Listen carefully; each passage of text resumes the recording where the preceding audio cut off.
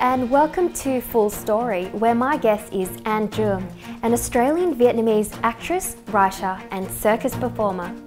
Ann has appeared on both local and international screens, with her most notable appearances being in Australian feature film Never Forget, where she won the Best Actress Award at Sanctuary Cove Film Festival on the Gold Coast, and starring in Universal Studios' action movie Hard Target 2, a sequel of John Woo's 1993 American action film Hard Target, featuring Jean-Claude Van Damme. Ann sits down with me to talk about her life growing up with dual identity and following her passion for the creative arts. Ann Truong, welcome to Full Story. It's a pleasure to have you on. Thank you, it's a pleasure to be here. Recently, you starred in a film called Never Forget, which was written and directed by John Bling. It's an Australian feature film. You play the character of Kim Jun. Is she someone you can relate to? Yes. To me, I guess her story is that she's a Vietnamese Australian woman. Well, she was different in that she was born in Vietnam and then came to Australia as a student, or we don't really go into that backstory, but essentially she's a Vietnamese Australian woman, you know, in between worlds, you know, in between cultures, estranged from her Vietnamese culture at the start of the film. And so I guess, you know, growing up in Australia, people around me, like I went to a school that was predominantly Caucasian and I was the only Asian girl at school. So, you know, I was constantly very aware of the fact that I was Asian, that I looked different to others, and, you know, just being really conscious of my culture. And so, yeah, that, and feeling kind of stuck between cultures and not sure who I was for a while, like not sure of whether I would be considered Vietnamese or Australian or Vietnamese Australian, or, you know, so that, in that sense, yeah.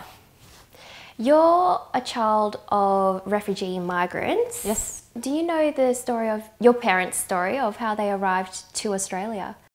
Yeah, so they were refugees. They came, Mum was from the village and Dad was from the city, and they both left just after the war, and I guess for a hope of a better future, because if they stayed there, you know, like your parents, like I'm sure every other interview that you've done, the stories are very similar. So Mum went to the Philippines and was in the refugee camp there for a few years. Dad went to Malaysia. So that was via boat, and then they got sponsored to come to Australia, and they ended up in Melbourne. And then, so they didn't know each other when they arrived, and actually met in Melbourne at a bus stop. Dad noticed Mum every morning waiting at the bus stop, and then got to know her, and that's how the story began. And then they started, you know, they started a family together, and then Dad had an idea to open up a restaurant, and that was one of the first Vietnamese restaurants in Melbourne. Growing up, were you comfortable of your Vietnamese background and having dual identity? To be honest, probably not. When I was younger, like I said, I was very conscious that I was different. You know, I was very conscious that I had darker skin than everyone. I was very conscious that I had black hair, and it was shiny black hair. You know, everyone had a bit of texture in their hair. I was very conscious that my eyes weren't as big as the others. You know, and also, you know, not only at school did I feel that, but in the family home, you know, Vietnamese families love fair skin and, you know, those petite features. And I guess I'm tall for a Vietnamese girl, and well, as a kid I was tall for a Vietnamese girl, and you know, and so my skin colour in the family home was made fun of. The fact that I have a big smile, like, you know, was made fun of. The fact that I was so tall was commented on all the time. So, you know, I experienced it both at school and at home. As I've gotten older, you know, you get to know who you are, and it doesn't matter, like, you know, those labels just don't matter. Like, you are who you are, you know, and regardless of, you know, I've got influences like every experience in my life is an influence on who I am now. And so to get back to your question though about whether I'm comfortable, yeah, like I'm comfortable with the Vietnamese parts of myself and the, you know, the westernized parts of myself, because that's what makes me me. And with the Vietnamese values and traditions, would you say that you have them? Yeah, so with, you know, with the family worshipping and respecting your elders, respecting your family, loving your family, you know, I think that pervades all other cultures, but it's very strong, you know, and, you know, very strong in our cultures. Yeah, so I definitely will hold that dear, and I value those. In terms of traditions, I think of, you know, those festivals like New Year festivals and, you know, the Lễ Yulang and those kind of things. You know, sadly, I think over time they might go a bit, you know, just because, you know, I'd like to sustain and have an understanding of what those festivals are about, but they're not massive now, you know. So I don't know. I hope to still always understand it, but I don't know whether, you know, if I was to be totally honest, whether it'll always be in my life every year. But in Never Forget, yes. You do speak a little of Vietnamese. Yes. Did you learn that from a young age, or was it something that you learnt through family? Family. So I grew up, you know, my parents didn't really speak much English when I was growing up, and so they spoke to me in Vietnamese. My grandmother, who raised me here, she, you know, we spoke in Vietnamese. So I actually only learned English at school. And it's kind of funny because now I consider English to be my first language, but technically Vietnamese is my first language. You studied law and pursued a PhD in psychology. When did you realise that acting was something you wanted to do? Well, technically I didn't study law. I just, I got into law. I applied for it and got into it, but I didn't do it. So I did psychology for a while, and 10 years actually. And then the 4th year into my PhD, I decided, because I was already studying acting, like I started, I think, when I was doing my honours year of psych. And to me, it was just always something I enjoyed. It was a hobby. You know, it was just a place where I felt really free. As I was studying, I started picking up like little performances here and there. And then one day I kind of realised that, you know, every time I was performing, or every time I was in class doing a scene, or thinking about, you know, thinking about acting or something creative, you know, I really had I really felt alive, and I really felt present, and I felt like this, you know, just pure joy. And, you know, I had a teacher at the time who really encouraged me to keep going down this path. And I just thought, after a few years, if I could experience this like joy that I experience in, you know, the few hours a week that I've been doing these classes, if I could experience that then, if I could experience that every day of my life, why wouldn't I try? And why wouldn't I just do it? And so when that, you know, that took a bit of time, and as that idea strengthened in me, I decided to let go of my PhD. I had a music teacher at the time who was like, "Oh, you stupid girl." But yeah, so that was around that time. And how did your family react? Well, like I said, because I was already picking up like odd jobs here and there throughout my PhD, and I was already performing, and so they already knew about that. I guess they didn't know about the full-time, letting everything else go and just trying to pursue a creative arts career. So I didn't really tell them. I just kind of let the idea grow on them, and then one day, you know, we were just catching up, and they were saying, how are you fitting all this in? Like, how are you doing your PhD and performing and going to classes? And I said, oh, I've stopped studying. And so I think that was like a year after I'd already stopped. I don't think they even really know. I don't think I've ever really told them. So they'll watch this and they'll know. But are they supportive of you now? Yes, they're extremely supportive, and they're extremely proud, and they I think they're happy that I found something that, you know, I'm very serious about it, and they know I'm a very passionate person, and and I had a chat to, you know, they were kind of disappointed at some point.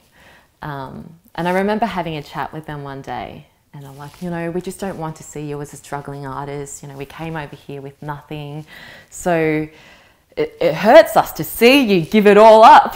And, you know, I said to them, I actually haven't given it up. You know, you came over here with nothing, and you came over here to seek freedom, you know, and I'm seizing the opportunities you're giving me, and I'm seizing the freedom you're giving me. And I think that conversation turned things around a bit, you know, because for me, the idea of success is that it's not being, you know, it's being really true to myself, and it's not about getting that office job where you don't have to do hard labour, you know, you're sitting in an office 9 to 5, you're making lots of money. That's not my idea of success, and that's their idea of success. And I think once we had that open dialogue of what success is, yeah, we started to understand each other a bit more. Let's move on to your career life. Yes. You've done both local and international work. Mm-hmm. Can you talk me through how being part of the Australian film industry differs from elsewhere? I guess, to me, because my agents rep me both here and overseas, and I have a manager in LA as well, to me it doesn't distinguish too much, like one from the other. Like, I'll audition for both Australian and international work. I guess I do get more international auditions than I do Australian or local productions. So maybe, you know, that's something. Whether that be because, you know, Australia's just not making as much content as overseas, or whether, you know, there's, you know, whether there aren't many roles for me, it could be that, or, but yeah, so I don't really know what would be different, because I'm in both, yeah. But do you find, because you're a female and of Asian heritage, that it's hard to be in the film industry? To be honest, like I know that, you know, on the landscape of the film industry, it's very male dominated. You know, it's a lot more white than it is diverse in the current state anyway. So I'm very aware of that. But personally, I haven't experienced it too much, because when I look at my white friends, they struggle too. You know, even I have male white friends who are actors. They struggle to find work as well. I have female white friends. They struggle as well. So I think it's a tough industry, and so I personally don't sit there and think about how tough the industry is. You know, you just do it. And, you know, I try to create my own content as well. I try and do my own work. I make sure I keep training every day. I make sure I read every day. I'm doing it every day. And so and I have an amazing team. Like I feel so blessed that I've got amazing agents. I've got an amazing manager. I've got an amazing group of mentors around me. So I love what I do. Yeah. In 2016, you appeared in 2 American productions. What was the experience like? They were both very different. One was a US TV series that was shot in Melbourne, and then the other one was an action movie, a Universal Pictures action movie shot in Thailand. So they were both kind of action-based, but they were very different environments. I actually shot Hard Target 2 first, and then when I got off that, I came back home and shot a bit for Hunters. So I guess if we're starting with the first one that I worked on, Hard Target 2, that was extremely fun. You know, I've always said that in my lifetime, I'm going to be in an action movie, and there it is. So I hope to be doing more action films later, but that was really fun. It was very fast. I was overseas for a month. We shot in 3 weeks. I just did stunt rehearsals for a week. So it's a very fast amount of time to shoot a feature. Every day was so different. You know, one day we'd be shooting, you know, all day we'd be spending in the water. Another day we'd be spending in the caves. Another day we'll be out with the elephants. Another day just be in a jungle. So that was really exciting. I loved who I work with. You know, the director was amazing. He really taught, when I watch him or when I think about him, he really taught me, because I want to make my own work later. What I really admire about him is that he's a really good leader, you know, for a film. Because for such a big, you know, big cast and crew, you really need a good leader to hold it all together, and he really did that. So that was amazing. You know, I got to work with Scott Adkins, who is an amazing martial artist, and you know, just amazing actors like Robert Nepper and Rona Mitra, and it was really, really fun. Hard Target 2 is the sequel of Hard Target 1, starring yes. Jean-Claude Van Damme. Can you tell me what the storyline is and your role in it? Okay, so the link between the Hard Target 1 and Hard Target 2 is that it's a human hunting game. You know, rich people pay to hunt a human, so the human is the hard target. So in Hard Target 2, the hard target was Scott Adkins, and he got fooled into being this hard target. So he didn't know he was doing it. So he got dumped into the jungle of Burma, which was shot in Thailand. So he finds out he's the hard target, and the hunters start hunting him. And as he's running, he bumps into my character, Tar. So where it's set is meant to be Tar's home village. And Tar's home village has been demolished and ruined because these hunters have been hunting in her lands. And she's currently looking for her brother, because her brother was the previous hard target. And yeah, so together, so they bump into each other, Wes and Tar bump into each other, and they run through the jungles together and help each other out. And she's essentially the love interest. But what's great about the movie, I guess, is that she's not the weak love interest that, you know, needs the white man to come in and save her. She, you know, holds her own ground. She can defend herself. She helps him. So yeah, that was really fun. And can you tell me your part in Hunters, the American television show? Yeah, so Hunters was really different. It was a sci-fi action alien TV series. My role, I was a guest star, and so I was a mother of a young daughter, had a husband, so we're like a really nice family.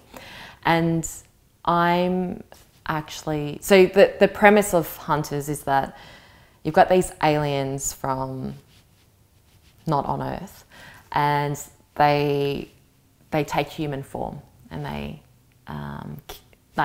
essentially have to kill humans and take on their form.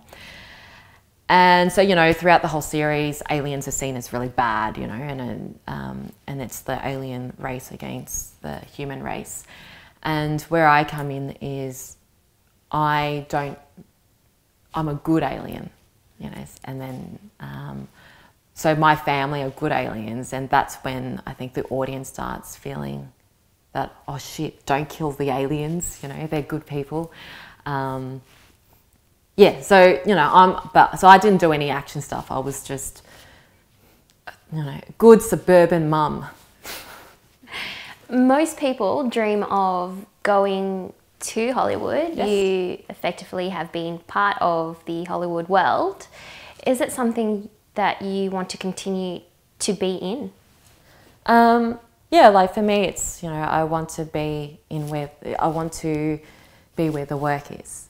So, or, you know, and whatever productions come up, you know.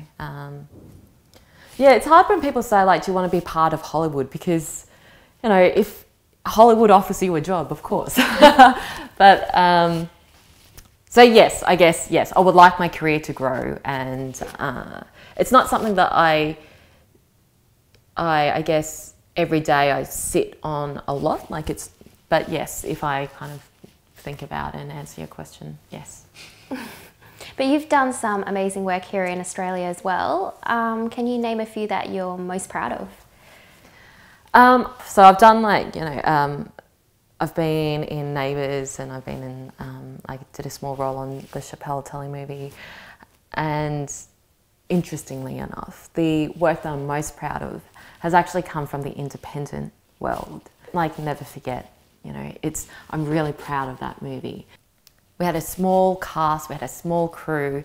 John, the director, funded it himself.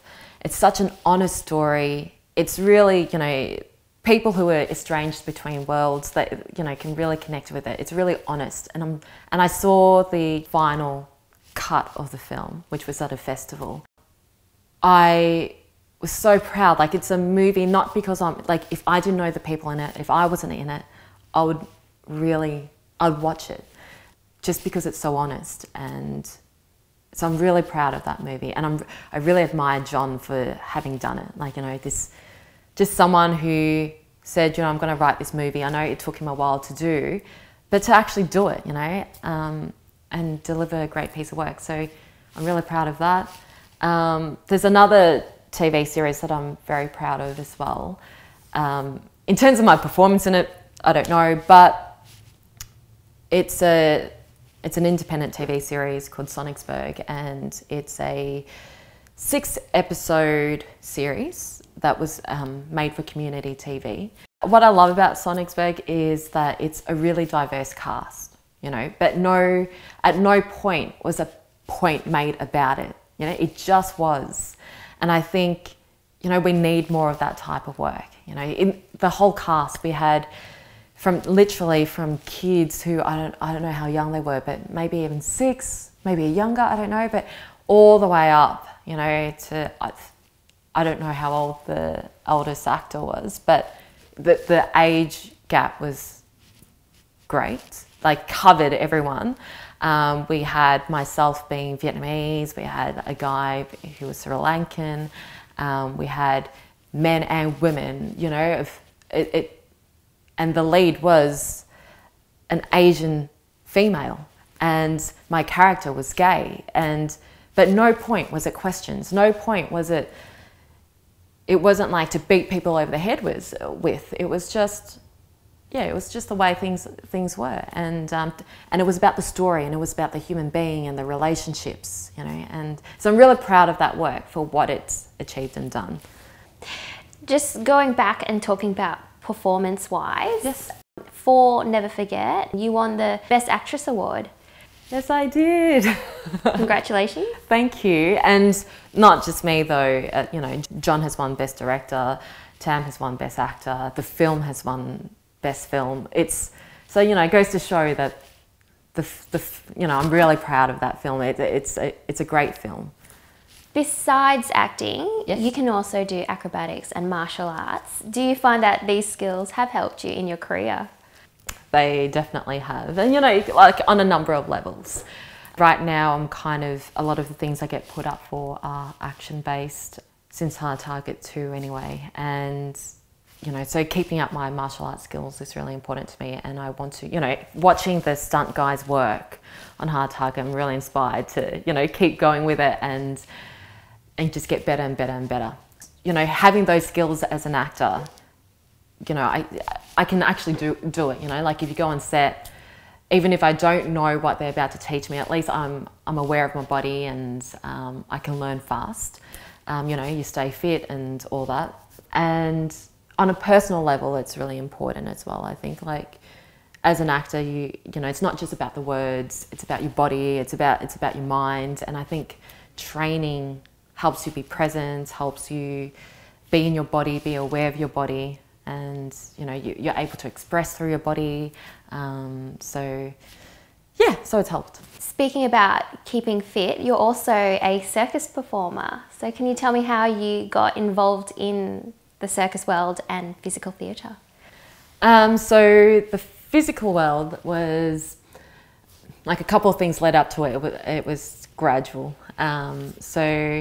I had I kind of knew friends, you know, who did a bit of circus performing. I never thought about it for myself. I just supported them and went to watch their shows.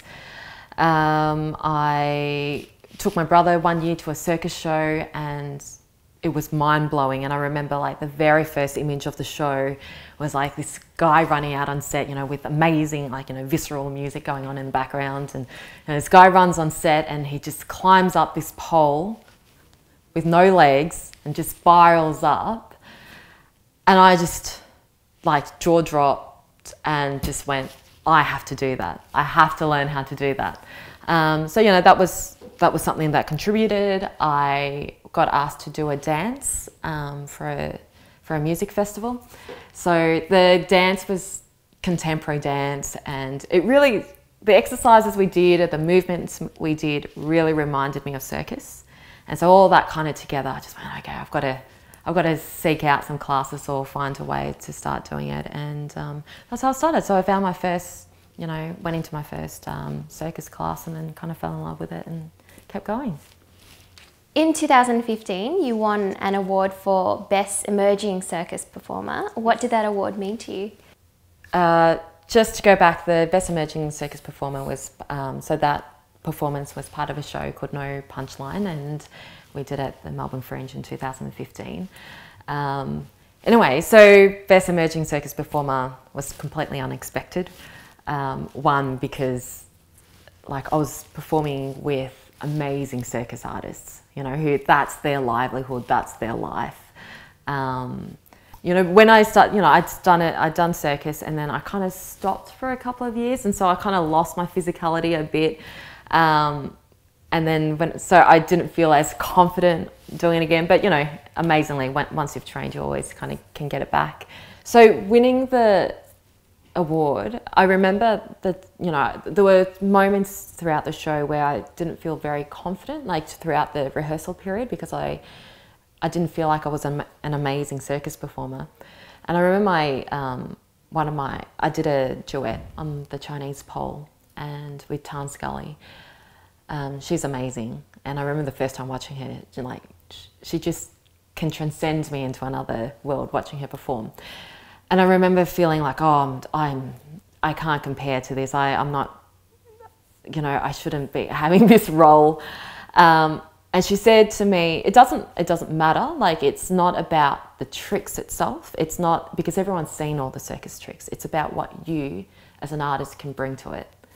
And then that really resonated, because in acting, that's the same thing. It's about what you can bring to your work. You know, it's not about what other people can bring. It's not about comparing yourself to others. It's just being really honest in your work. And so, yeah, and so that's what I tried to do for the show. And, you know, just bring my honesty to it. And then I won an award, you know. So that was just a, you know, a validation of those ideas. Are you working on any projects at the moment? Well, there's a few things going on. One of the exciting new ventures that's happening, and we're talking about my work, like the work that I'm creating, is that I've recently, with a producer and writer friends, created a production company. And so we're pretty much, you know, trying to grow that. So that's really exciting. And, you know, so basically we'll be creating media, TV and film content. So, you know, people will hire us to make videos for them.